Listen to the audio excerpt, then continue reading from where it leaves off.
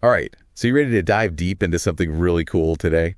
Always ready for a deep dive. Lay it on me. Okay, well, today we are heading over to India. India, huh? Sounds interesting already. Yeah, and we're going to be looking at this new initiative called Inspire, which is pretty much aiming to completely transform the country Yeah. using science and technology. Okay, so like a massive undertaking, like a huge initiative. Huge, absolutely huge. And we've got some excerpts from like their vision document and all that. Oh, cool. So I think it's going to be a fascinating look into how they plan to kind of, really make a difference, particularly for young Muslim scientists in India. Oh, okay. No. Focusing on kind of a particular group within the scientific community? Yeah. Okay, interesting. And what really got me excited when I was reading through this stuff is that it's not just about, building labs and doing experiments. Right.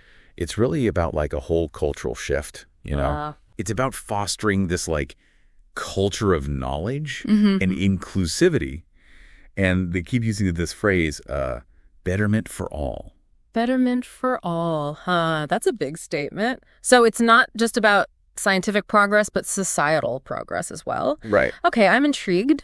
But what does that actually look like on the ground? How do you take this big idea of betterment for all and make it a reality? Well, this is where it gets super interesting. Okay. So a big part of their focus is actually on empowering young Muslim scientists to drive innovation and specifically wealth creation in India. So not just scientific discoveries, but also applying that science to make a real economic impact. Exactly. That's ambitious. Yeah, and that's what I find really cool about it. Is that they're not shying away from like the economic side of it. It's like that's crucial, right? I mean, science can be a driver of economic growth. Absolutely. So, all right, buckle up, everybody, because today we're going deep into a proposal that could be a real game changer for India. Yeah. It's all about how innovation and, scientific progress can really empower India's Muslim community. Yeah. And it's aiming for some serious social and economic upliftment. We're going to be talking patents, entrepreneurship, and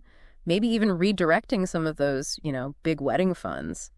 Are you intrigued? I know I am. Oh, absolutely. So, one of the things that really stands out to me about this proposal is that it's got this real heart to it. Okay. With this Inspire Institute. Okay. That's designed to be like the engine for this whole vision. Gotcha. So Inspire. Yeah. Stands for the Institute for Scientific Progress, Innovation, and Research Excellence. Exactly. Got it. Okay. So let's get real for a second, though. Okay. We know that Muslims make up 14% of India's population, right? Right.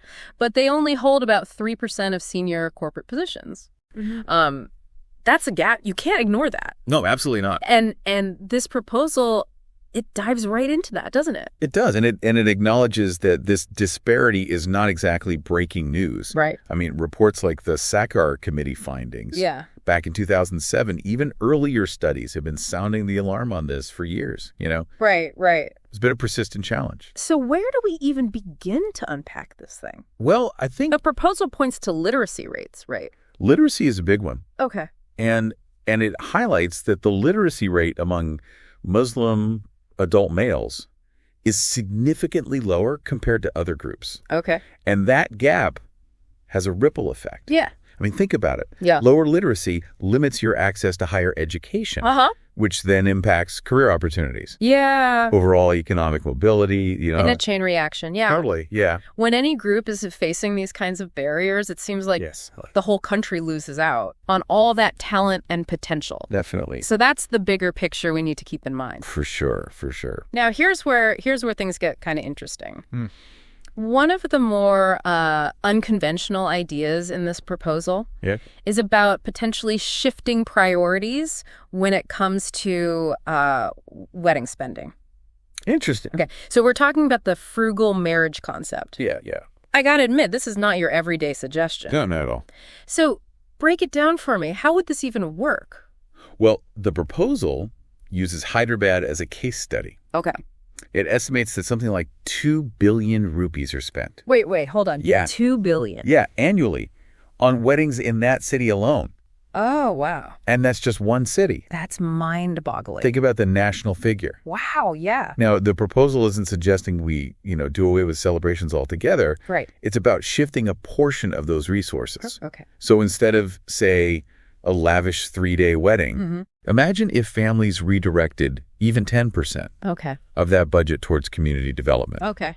That's 200 million rupees right there. Wow. That could be invested in education, job training, even seed funding for startups. It really puts things into perspective. Yes, it does. That's a massive amount of potential impact, and something I'm sure our listeners are going to have some thoughts on. Yeah, I would think so. Would you redirect wedding funds? It's a thought-provoking question, for sure. Yeah, for sure. For sure. Okay, so let's bring Inspire back into this. Right. It's more than just reallocating funds. Yes. Right? We're talking about building a structured system that fosters innovation and research excellence within the Muslim community.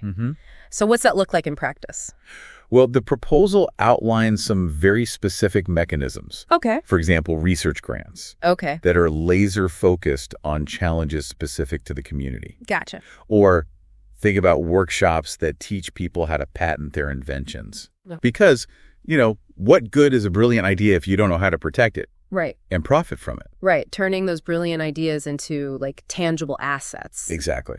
Does the proposal address kind of nurturing these inventions? Absolutely. Okay. The proposal envisions these incubation centers. Okay. Specifically designed to support Muslim-led startups. Gotcha. Provide them with the resources, the mentorship, the networking opportunities they need to thrive. Okay. So we're talking about a multi-pronged approach here. Research grants, patent education, these incubation centers. Yes. All about setting the stage for innovation to really flourish. Totally. Now, let's get to the exciting part, though. Right. What are the specific areas this proposal targets? What kind of cutting-edge stuff are we talking about? This is where it gets really interesting. Okay. We're talking about high-growth sectors that are not just important for India, but are also aligned with global trends. Biotech, renewable energy, artificial intelligence. Okay, now we're talking. Fields ripe with potential for groundbreaking advancements. All right, you got my attention. Let's break these down one by one. Right. Biotech first. What kind of breakthroughs are we envisioning here? Imagine a future where Muslim scientists in India are at the forefront of gene therapy. Okay. Developing life-saving treatments for diseases that have plagued communities for generations. Wow. Think about the potential for developing new drugs and vaccines tailored to address the specific health needs of the region. Yeah. That's powerful. It is powerful. It's not just about advancing science. It's about making sure those advancements benefit the people who need them most. 100%.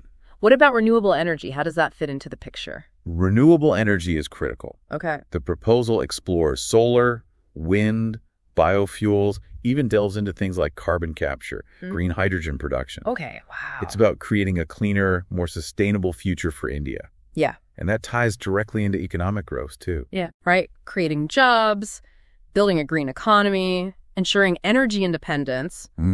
It's a win-win-win, it sounds like. Big time, yeah. Okay, I can't hold back anymore. Let's talk AI. Okay. This is the stuff that really gets my mind racing. All right, hold on tight. The potential applications seem endless. They do. We're talking about AI transforming healthcare. Okay. Revolutionizing agriculture, disrupting finance.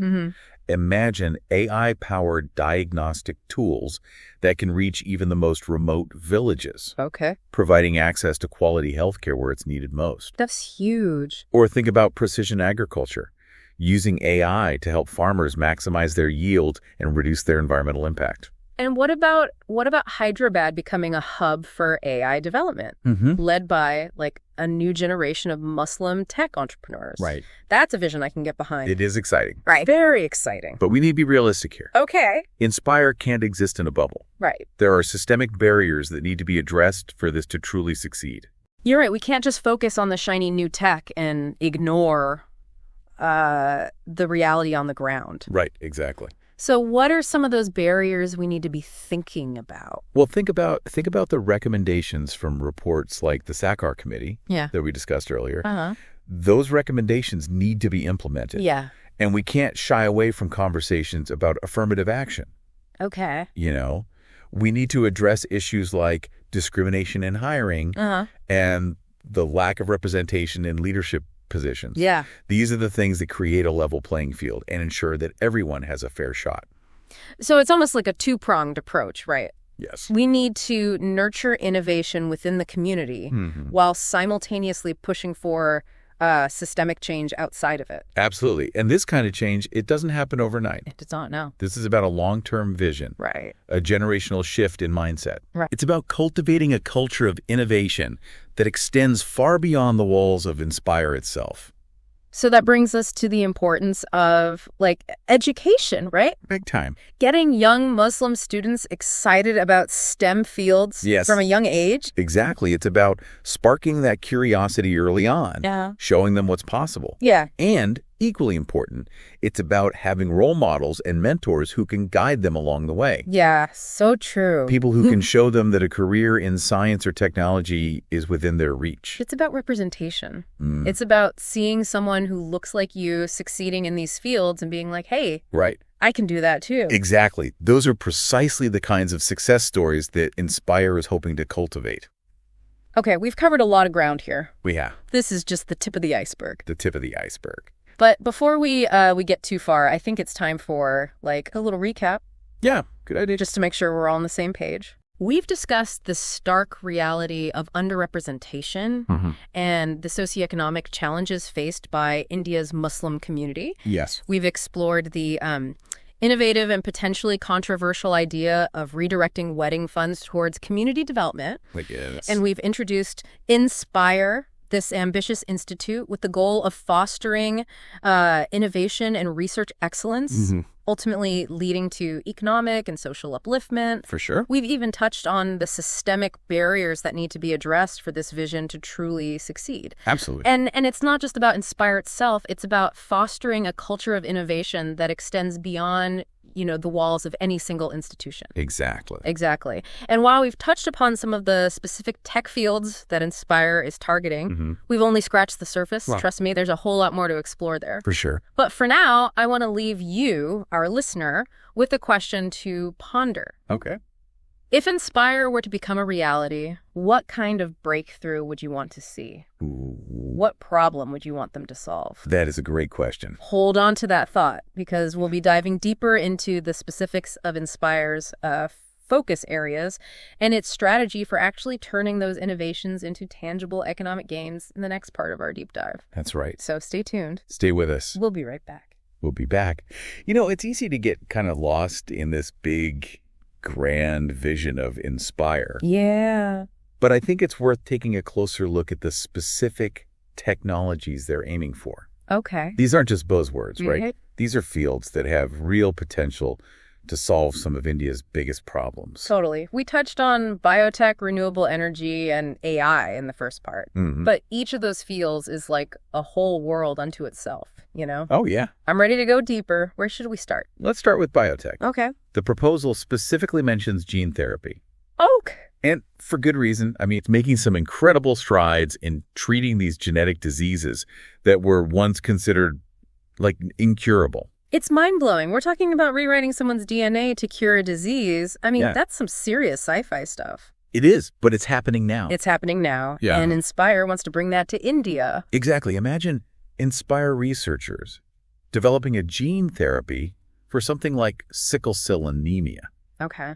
A disease that disproportionately affects certain communities in India. Yeah. It could revolutionize treatment and dramatically improve quality of life for so many people. So it's not just about pushing the boundaries of science. It's about making sure those advancements actually reach the people who need them most. 100%. And that's the kind of impact that really gets me excited. For sure. But gene therapy is just one piece of the biotech puzzle, right? It is. The proposal also talks about developing new drugs and vaccines. Yeah. Particularly for diseases that are prevalent in India and other developing countries. Diseases that often get overlooked by the bigger pharmaceutical companies. So it's about focusing on solutions that are relevant to the specific needs of the community, doing it right here in India. Exactly. And we can't forget about biopharmaceuticals. Okay. Using living organisms to create new medicines. Okay.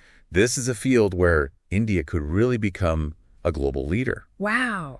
Think about the potential for developing affordable life-saving medications that can be accessible to everybody. Right, not just the people who can afford the really high prices. Exactly. Okay, so biotech is clearly a major focus for Inspire. Yeah. But let's shift gears a bit. Talk about renewable energy. Okay. What kind of innovations are we looking at there? This is where things get really exciting, especially for a country like India. Yeah. With its diverse geography and abundant natural resources. Huh?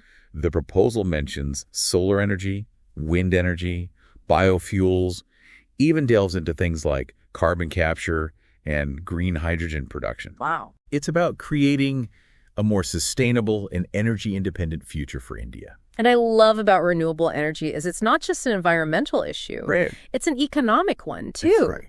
We're talking about creating jobs, boosting those rural economies, and reducing our reliance on fossil fuels. Mm-hmm. It's like a win-win-win. Yeah. It really is. Good time. Absolutely. Imagine villages powered by their own solar microgrids, creating local jobs, reducing energy costs. Mm-hmm. Or think about these vast wind farms generating clean energy to power whole cities. Right. The possibilities are huge. It's pretty remarkable. Okay, so I can't wait any longer. Let's talk AI. Right, let's do it. This is the one that really captures my imagination. Yeah. The potential applications seem endless. AI is where things get really futuristic. Yeah. The proposal specifically mentions AI applications in healthcare, agriculture, and fintech. Mm-hmm. But the potential goes way beyond that. We're talking about AI-powered diagnostic tools. Yes. That can help doctors in those remote areas, Hmm? provide that expert-level care, even in underserved communities. For sure. What about precision agriculture using drones and machine learning to optimize crop yields and reduce water usage? Right. The possibilities are mind-blowing. And let's not forget about the potential of AI to empower entrepreneurs and small businesses. Yeah. Think about AI-driven lending platforms that can provide access to capital for people who might not qualify for those traditional loans. Right. Or AI-powered tools to help small business owners manage their finances and make really data-driven decisions. That's huge. Yeah. This is where that idea of Hyderabad becoming an AI hub developed by Muslim tech entrepreneurs, it starts to feel real.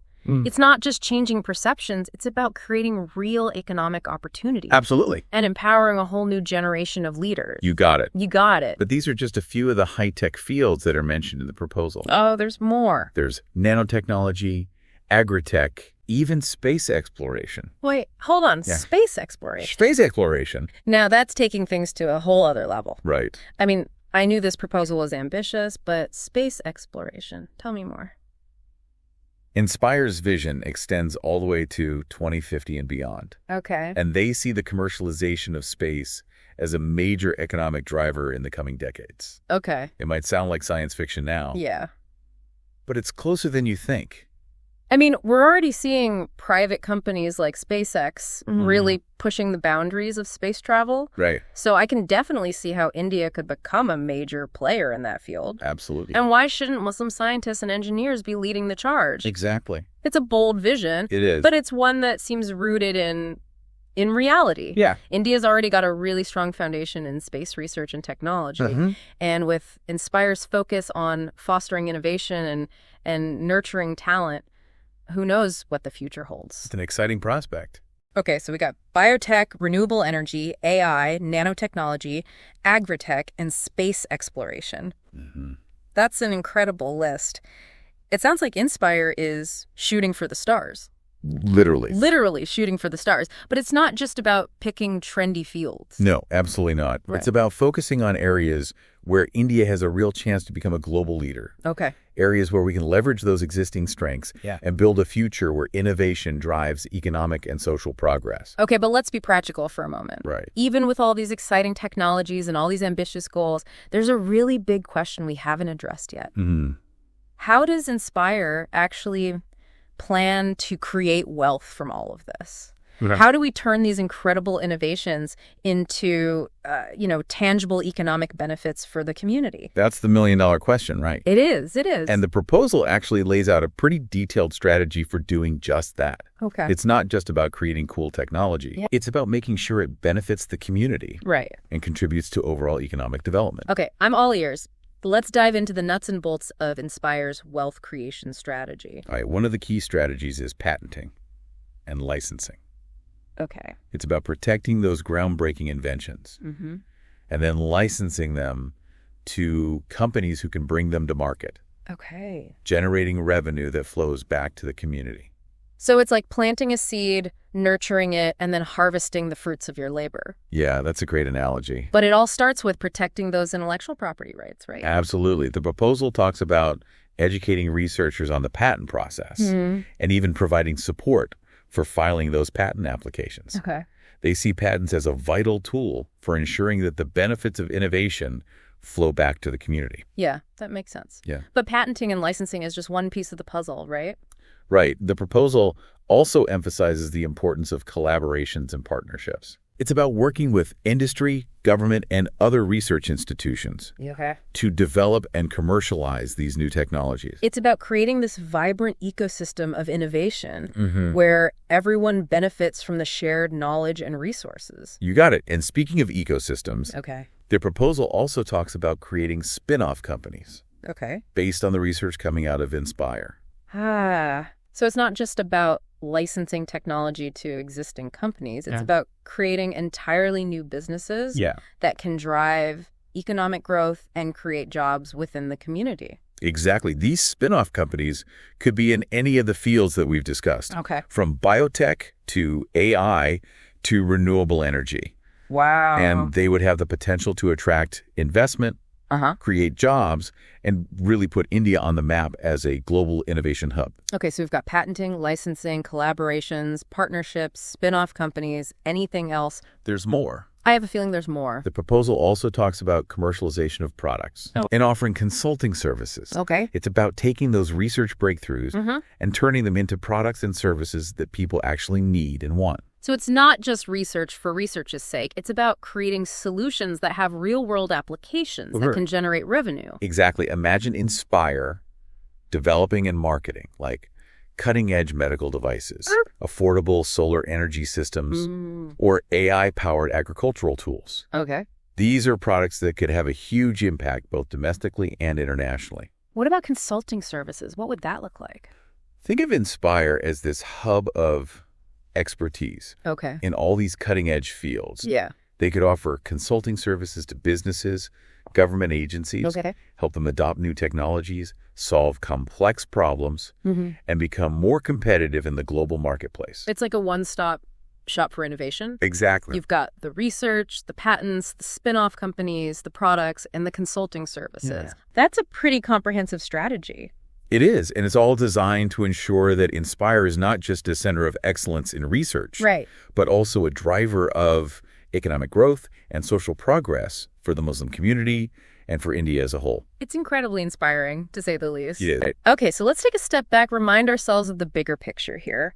We've delved into the specifics of Inspire's focus areas and its strategy for creating wealth from innovation. We have. But ultimately, this is about something much bigger. It is. It's about empowering a community, fostering innovation, building a brighter future for India. Absolutely. It's about showing the incredible potential that exists when talent is nurtured and given the opportunity to flourish. It really is. And it's about showing the world what's possible when we invest in education, embrace innovation. And work together to create a more inclusive and prosperous future. Well said. Well said.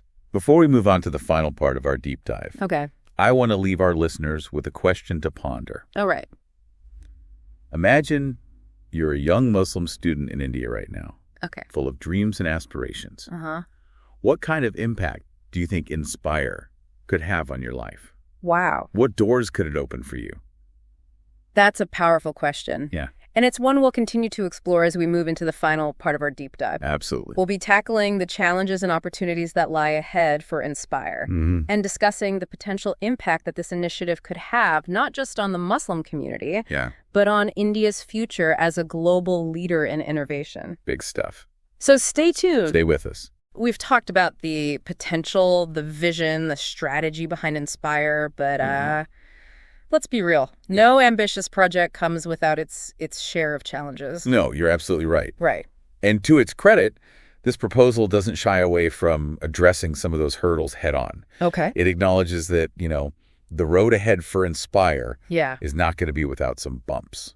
So let's get into it. Right. What are some of the biggest challenges Inspire might face? Well, right out of the gate, funding is going to be a major hurdle. Okay. I mean, building a world-class research institute requires some serious financial resources. Yeah.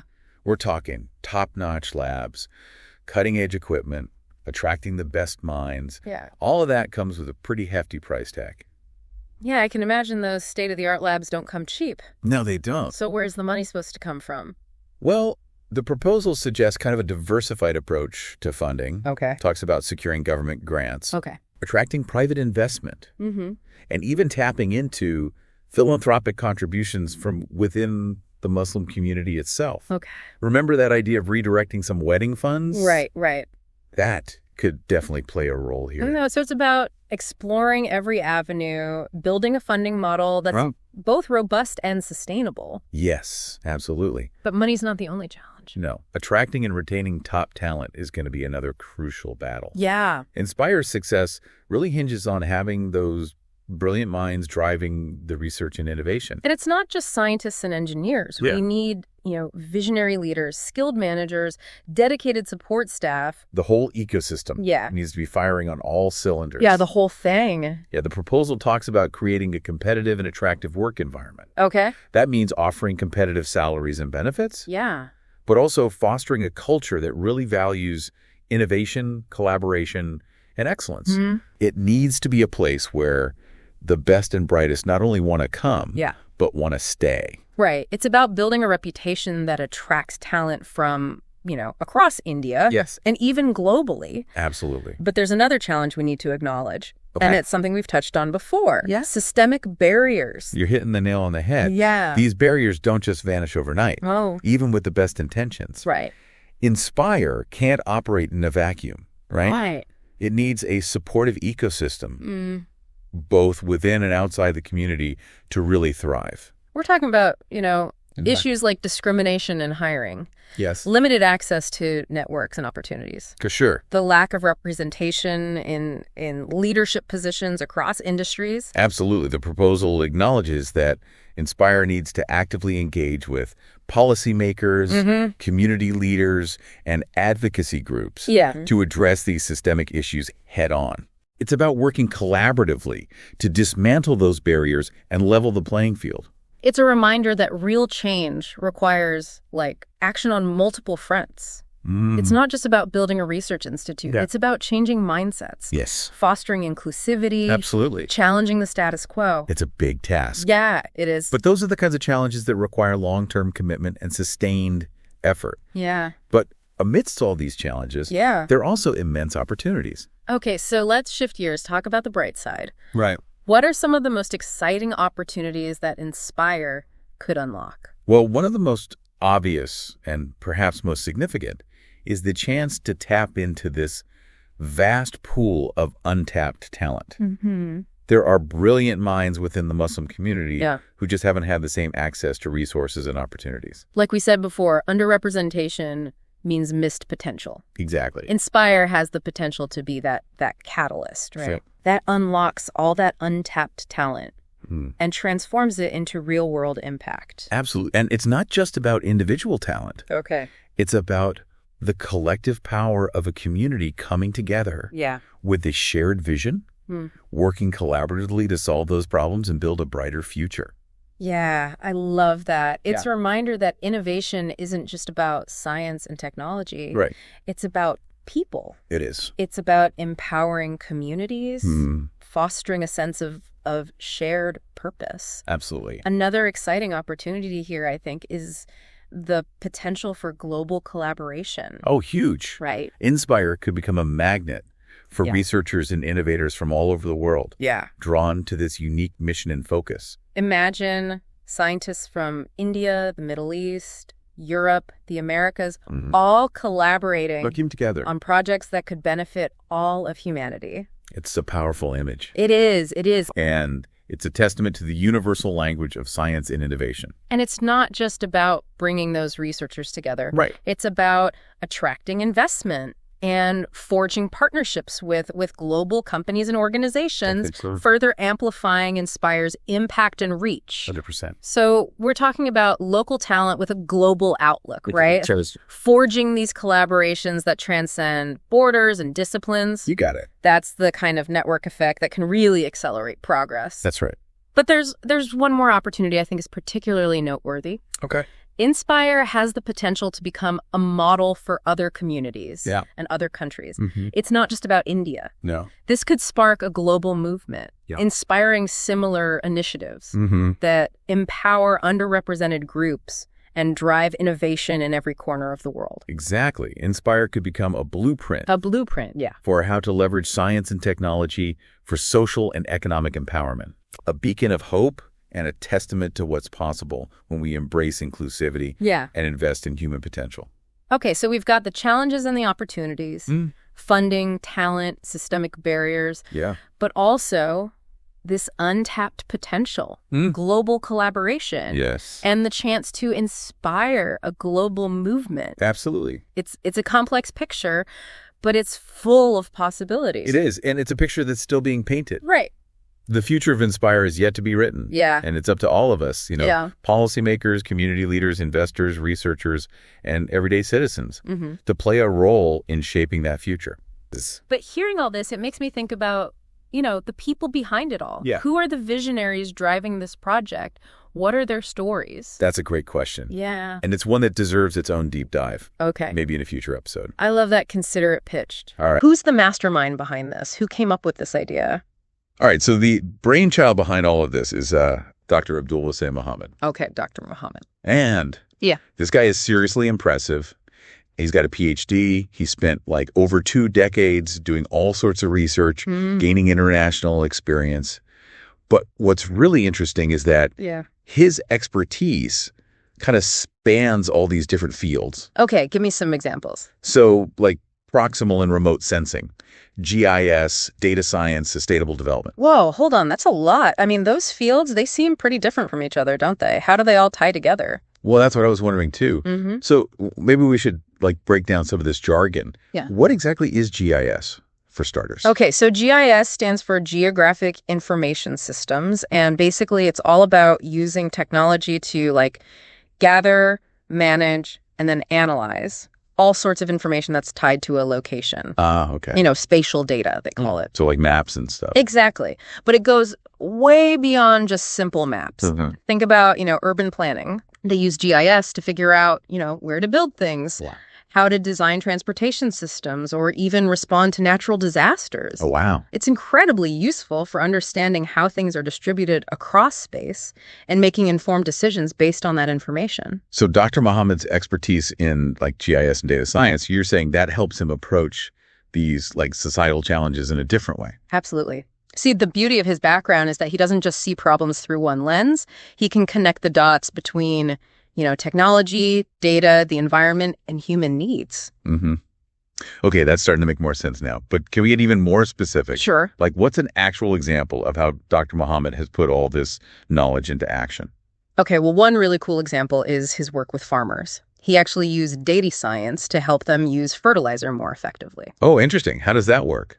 So he took all this data, right, on things like soil conditions, what kind of crops they were growing, weather patterns, and he used that data to create a system that tells farmers exactly how much fertilizer they need to use. Wow, so a personalized fertilizer plan. Exactly.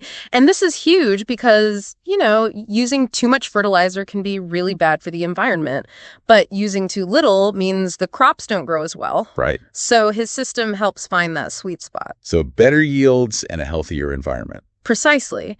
And this is just one example, of how he's taking this kind of big picture thinking and translating it into tangible, real-world solutions. I mean, this is really cool stuff. Are there any other examples that come to mind? Oh, tons.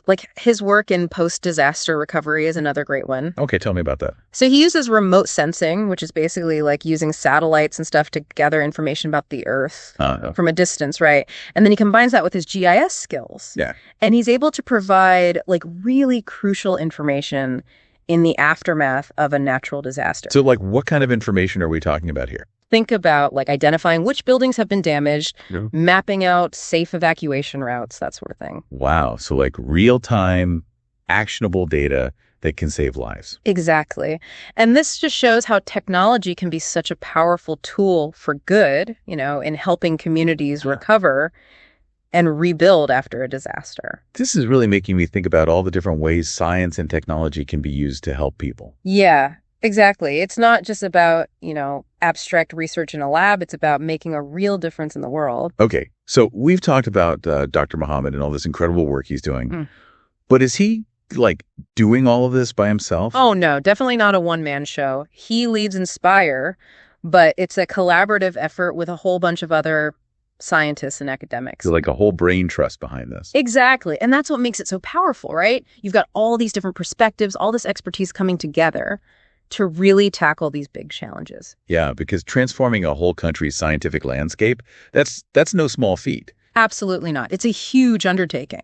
But with a team like that and the vision they have, it's definitely something to be excited about. I mean, this Inspire initiative really is inspiring, like you said. Really is. It's making me wonder, though, are there other areas or industries, maybe even outside of India, where we could apply this kind of thinking, this combination of research, societal impact, and economic growth? That's a great question. And honestly, I think the answer is a resounding yes. Yeah. Think about healthcare.